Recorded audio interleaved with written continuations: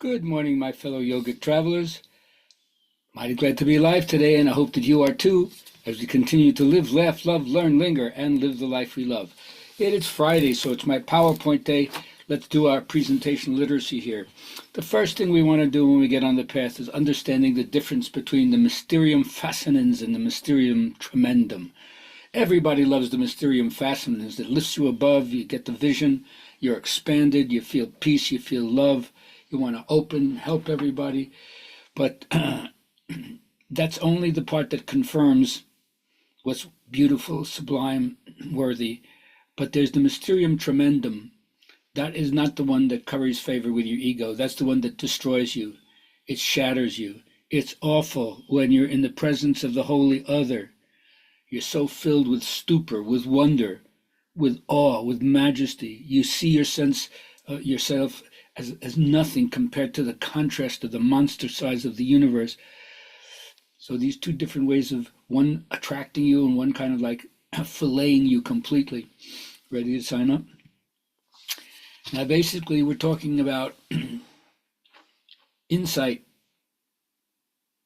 You can project these archetypal images of the Jnana Yogi, the inner elder, the wise man and woman, the therapist, the guru, the shaman, the witch doctor, the witch, the crone, the hermit, the wizard, the medicine man, the chief, the high priest, the high priestess, and so forth. They're all in the same field, working the mind, working the intellect to see through to the beauty and the horror of what life is all about. Now, of course, in the yogic tradition, the idea is you refuse to move, put your body in park, stay there, don't keep moving around restlessly like you got the heebie-jeebies. Even refuse to breathe. Slow your breath down till you can get to the place where like you're hardly breathing, maybe even go into the suspended animation state. And then, of course, don't think. Can you stop the stream of consciousness, the vrittis, the whirlwinds of your mind? These are the three great refusals. Don't move, don't breathe, don't think. Want to find out what happens if you do that? Yes, you come into meditative quietness. There's a certain tranquility, composure, focus, a singularity, clarity, insight. And this is what it's all about. You become like a field, a radiating field of peace, because power collects around stillness. So stay still and radiate the power. Now, I laugh in the face of danger. Yeah, fear affects people in different ways. Each person has a challenge, and that is the facing the gospel of bravado. That means where you walk your truth, where you flaunt what you got. Uptown Funk going to give it to you, So are you going to walk your talk? You're going to let your light shine? You're going to strut your stuff? Once you understand that your own mind is like a thermostat in your head, if you raise the degrees, the expectation to perform goes higher. If you lower the degrees, your expectation to perform goes lower.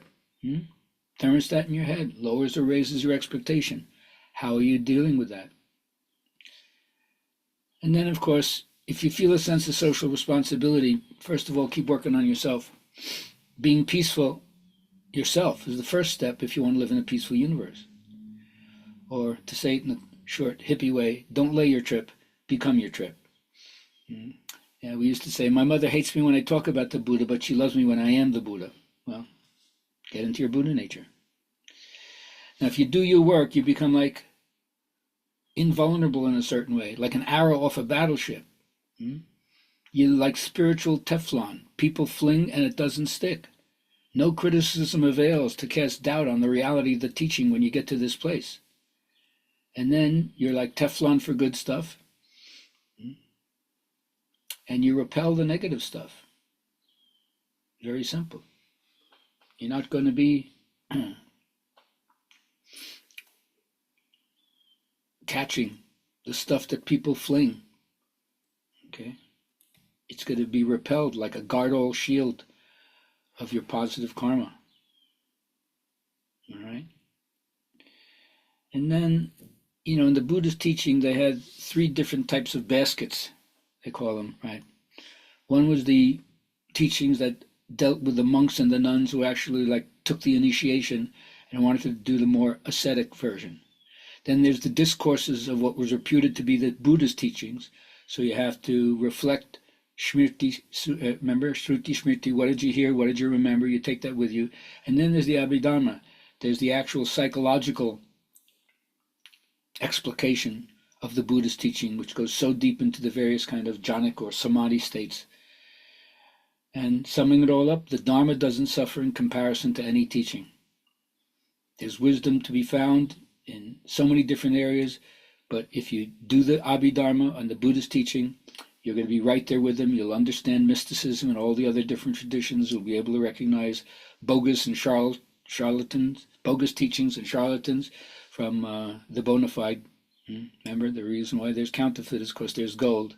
You'll find that out in yourself and you'll recognize it in other people. And then once you do, just keep up. Just keep your discipline going. You'll find out it's easier to do that. It's pleasant. It gives you vitality and ultimately delight. You're radiating a center like of joyfulness because you're so in touch with yourself. And then you become a Raja Yogi. Part of you is inwardly drawn to the mystic. Your own ethical standard enables you to live a more peaceful, meditative state in your daily life. You're following the good red road, as they would say. And everything becomes a potential springboard for you to go into the unknown. What's the difference between the mystic and the artist? The artist still has a craft that keeps them involved on the material plane, whereas for the mystic, everything taken to the absolute. So when you become a mystic, you won't be looking just for a specific technique. Everything is a signature of the divine. And then you just realize that your practice is going to move you from what looks to be a completely exhibitionistic way of showing what you've done, that's called Bhairanga sadhana, where your practice is outer oriented. Let me achieve this, let me do this, let me demonstrate this. But then it becomes antaranga sadhana, an inward practice. How's this affecting my mind? And not just what does the body do in terms of developing its potential. But all of that serves another end, which is called antaratma sadhana. How can I use the religious devotion to the practice and the mental formations that I'm able to access to offer it all at the foot of the divine, and let the practice be a way for me to experience my soul? Because nobody knows where the body ends and the mind begins, and nobody knows where the mind ends and the soul begins, because they kind of interact with one another. I hope that you find your own path to the soul. Have a great day, and I look forward to seeing you next week.